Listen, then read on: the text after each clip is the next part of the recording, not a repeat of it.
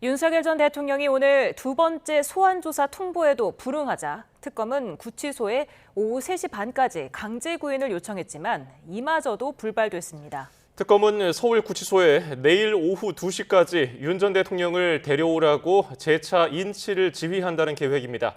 자세한 내용은 취재기자 연결해 알아봅니다. 이미혜진 기자. 네, 내란 특검 사무실이 있는 서울고등검찰청입니다. 네, 특검의 윤 전 대통령 조사가 오늘도 불발됐군요. 네, 내란 특검은 오후 4시 반쯤 브리핑을 통해 교정 당국으로부터 인치 지휘를 수행하기 어렵다는 연락을 받았다고 밝혔습니다.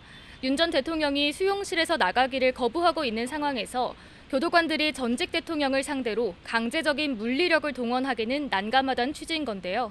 박지영 특검보는 이런 상황은 생각해 본 적이 없다며 오랜 기간 검사로 재직해 구속 수감자 조사 업무를 누구보다 잘 아는 분이기에 더욱 납득하기 어렵다고 난색을 표했습니다.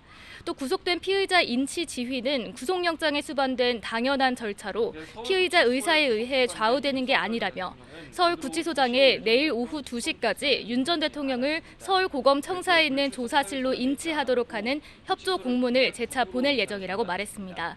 박 특검보는 물리적으로 끌어내는 상황까지 이르지 않길 바란다면서 반드시 조사가 이뤄지길 바란다고 덧붙였습니다.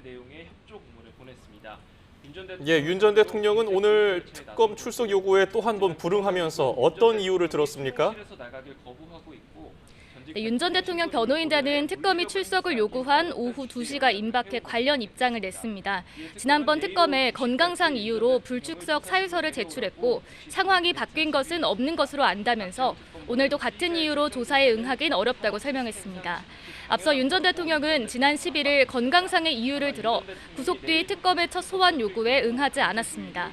윤 전 대통령은 더위와 지병인 당뇨로 인한 건강 악화를 호소하고 있는 것으로 전해졌습니다. 다만 윤 전 대통령 측 내부에서는 특검의 정치적인 수사에 응하는 것이 타당하냐는 주장도 나오고 있는 것으로 알려졌습니다. 내란 특검은 대규모 압수수색과 소환 조사에도 나섰죠. 네, 내란 특검은 오늘 국방부 등 군사 관련 장소 24곳에 대해 대대적인 압수수색을 벌였습니다.